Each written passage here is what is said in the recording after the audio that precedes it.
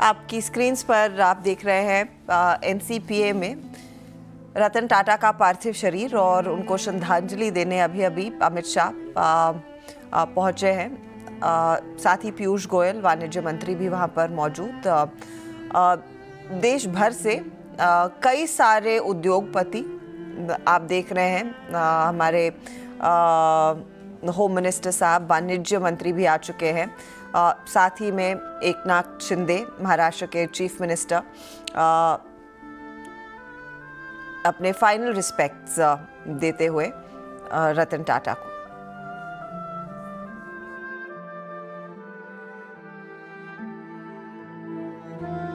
और रतन टाटा एक ऐसी शख्सियत है जिन्हें पूरा देश याद करेगा। 86 साल की उम्र में इनका निधन हुआ। रतन टाटा ने कल रात मुंबई के ब्रीच कैंडी अस्पताल में आखिरी सांस ली। उन्हें कुछ दिन पहले से ही उम्र संबंधी दिक्कतों की वजह से भर्ती कराया गया था। कल रात ही उनके पार्थिव शरीर को अस्पताल से घर लाया गया। अंतिम दर्शन के लिए आप देख ही रहे हैं, पार्थिव शरीर को मुंबई के national centre of performing arts में रखा गया है। यहाँ दोपहर 3:30 बजे तक लोग अंतिम दर्शन कर सकेंगे। उनके अंतिम दर्शन के लिए एनसीपीए में भारी भीड़ भी मौजूद है। कॉर्पोरेट जगत से लेकर राजनीतिक हस्तियां सभी यहाँ पर पहुंची। कुछ आम आदमी भी आज रतन टाटा को अपनी श्रद्धांजलि देते हुए नजर आए। इनके साथ राष्ट्रपति और प्रधानमंत्री मोदी समेत कई दिग्गजों ने उनके निधन पर शोक जताया है। आज शाम पारसी रीति रिवाज से रतन टाटा का अंतिम संस्कार होगा। रतन टाटा के निधन से शेयर बाजार में भी शोक की लहर है। इस मौके पर शेयर बाजार के दिग्गज सीएनबीसी आवाज के साथ जुड़े। क्या कहा उन्होंने और कैसे याद करेगा शेयर बाजार रतन टाटा की लेगेसी को, आइए सुनते हैं। India and the world needs persons like Ratan Tata as an industrialist. I would say perfect gentleman and perfect Indian. You know, I mean, it is so tough in this environment of business where it's a rat race kind of thing to maintain the tranquility and do the right thing in right way. And he is the epitome of doing right thing in right way, and that is why a lot of industrialists, they want to be respected and admired like Ratan Tata. That's his achievement. I mean, of course, Tata's always had this legacy, but in person I've seen people telling me that we have made money, but we would like to be respected like Ratan Tata. So what should I do? You know, those kind of things. So that's where he achieved, and that's his great achievement, I would say, in the public life. अंग्रेजी में एक और कहावत है that well done is better than well said. I think Ratan Tata focused on execution. See, you must understand that he not only created great value for shareholders. जब market cap क्या था जब 91 में when he took over the group and when he retired, what the market cap was, और जो company उन्होंने बिठाई उनके टेन्योर में, जैसे टाइटन हुआ, ट्रेंट हुआ, TCS हुआ, they've gone on to become absolute household names in this country. So he let his actions speak louder than his words. बाजार के दिग्गजों के साथ साथ उनको उनकी अंतिम यात्रा में आज एनसीपीए लॉन में कॉर्पोरेट इंडिया ने भी सलामी दी, याद किया। इसी मौके पे आज कुमार मंगलम बिरला ने क्या कहा, आइए सुनते हैं। जीवन ऐसा था कि वहाँ से बहुत कुछ है जो हम सीख सकते हैं। मेरा ये प्रिविलेज था कि मैं उनके साथ काफ़ी मेरी करीबता रही कई सालों तक और बहुत कुछ सीखने मिला मुझे उनसे, और आदर्श पुरुष थे कई तरह से।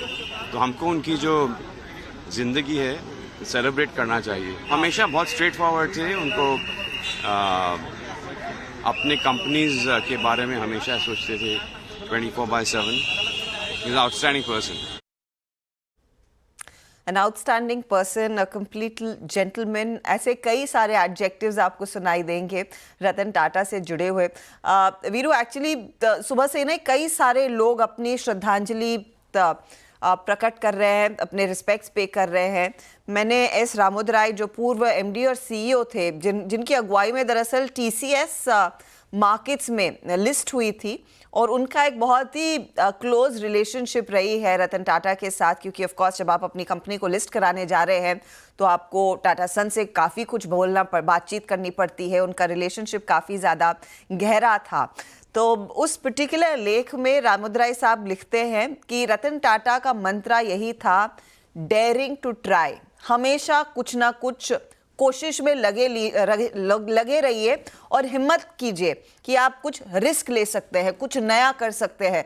और वही रिस्क लेकर देखिए आप टेटली भारत में लेकर आए, वही रिस्क लेकर कोरस को खरीदा, वही रिस्क लेकर JLR को खरीदा, और वो कितने बड़े हिस्से बन चुके हैं टाटा ग्रुप के। और टाटा समूह में जो सक्सेस हमने देखी या फिर जो रिटर्न्स निवेशकों ने कमाए हैं, वही रिस्क इवेंचुअली इनके फेवर में गए। भले ही वो कोरस को लेकर काफ़ी आलोचना तब की थी कि शायद बहुत महंगा खरीद लिया और ऐसे समय पर खरीदा जब लेना ही नहीं चाहिए था, लेकिन इनकी जर्नी वाकई में एक बहुत बड़ी मिसाल है। एंड मुझे एक बात इनकी जर्नी में अच्छी लगती है, that he is lived his full life, और अपने आखिरी दिनों तक वो कुछ अपनी दिल से करीबी चीज़ों तक एंजॉय कर रहे थे, उनके साथ जुड़े हुए थे। जैसे कि वो स्मॉल एनिमल्स हॉस्पिटल जो उन्होंने आई थिंक कुछ महीने ही पहले इनॉग्रेट किया था। आई थिंक अगर किसी को ज़िंदगी जीनी है ना, फिर ऐसी जीनी चाहिए, इस तरह की लेगेसी के साथ, इस तरह के अचीवमेंट्स के साथ। बिल्कुल। और मुझे तो हर्षता वो विजुअल्स याद आते हैं, वही अनुज भी कहते हैं सुबह बात, जब नैनो को चला के वो आए थे, उसके बाद नैनो से ही उस पर वो ताज पहुंचे थे। और एक और चीज़, वो जब आपने कोरस की बात कही ना हर्षता, हम तो आप और मैं तो बहुत अर्लियर पार्ट में थे अपने करियर के, उसके फ्लैशेस जो होते थे ना बिडिंग के, वो रात को आते थे 1 से 2 बजे के आसपास, है ना, आपको याद है? जी। अरे जनाब, वो लगभग 1 महीना बड़ा भारी था वो, है ना। हम लोग इंतज़ार करते रहते थे कब टेक आएगा, क्या फ्रेश बिड आई है, क्या फ्रेश बिड आई है, क्या फ्रेश बिड आई है। और आप बिल्कुल सही कह रही हैं हर्षता, उस वक्त एनलेस लॉबी और तमाम, अगर आप देखें तो जिसे कहते हैं विश्लेषक, उन्होंने इस बाइंग के लिए, इस खरीद के लिए उनको मतलब बहुत अच्छे से नहीं लिया था। बट फाइनली अपनी अंतिम यात्रा में रतन टाटा। और जैसे कि मैं कह रहा था सुबह हर्षता, एक बार एयर इंडिया फिर टाटा के हाथ में है। मेरे ख्याल से ये एक और उपलब्धि है उनके जाते जाते। JRD टाटा का बहुत बड़ा सपना था, उसको उन्होंने बनाया था। जाते जाते एयर इंडिया एक बार फिर से टाटा की, ये सबसे बड़ी चीज़ है। जी हाँ, कई सारे माइलस्टोन्स दरअसल हासिल हुए हैं उनकी इस खूबसूरत 86 ईयर ओल्ड जर्नी में। और रतन टाटा ऑफ कोर्स हम सब शोक तो मनाएंगे ही, दुख तो है ही, लेकिन मेरे ख्याल में अब यहाँ से पूरा देश रतन टाटा को सेलिब्रेट भी करेगा। मुझे लगता है उन्हीं की अचीवमेंट्स से उन्हें याद रखना चाहिए। चलिए अब रुख करते हैं दिल्ली का। वोडाफोन